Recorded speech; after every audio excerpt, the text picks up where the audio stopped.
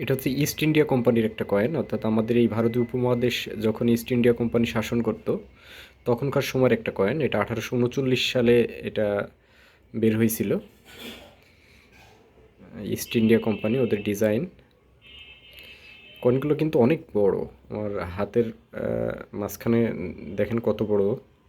এটা যদি আমাদের বর্তমান 5 টাকার কয়েনের সাথে তুলনা করি, তাহলে দেখেন একেবারে মাঝে চলে যাচ্ছে 5 টাকার কয়েন, তো অনেক বড়।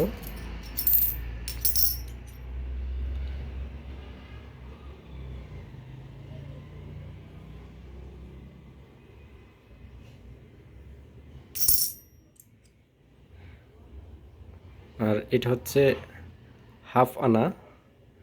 এটা 1835 সালের একটা কয়েন। আর এইখানে ইস্ট ইন্ডিয়া কোম্পানির নিজেদের যে লোগো সেটা দেওয়া আছে।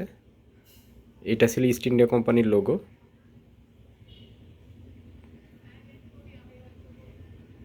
কেউ হয়তো বা এটা ফুটা করছিল, ফুটা করে গলায় অথবা অন্য কোথাও রাখছিল এটা।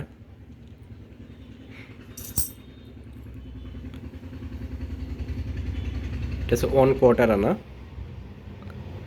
এরও ব্যাক সাইডে ইস্ট ইন্ডিয়া কোম্পানির লোগোটা দেওয়া আছে।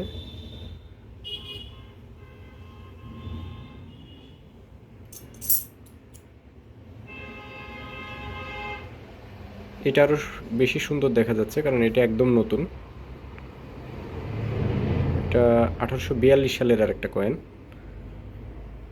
1/4 আনা।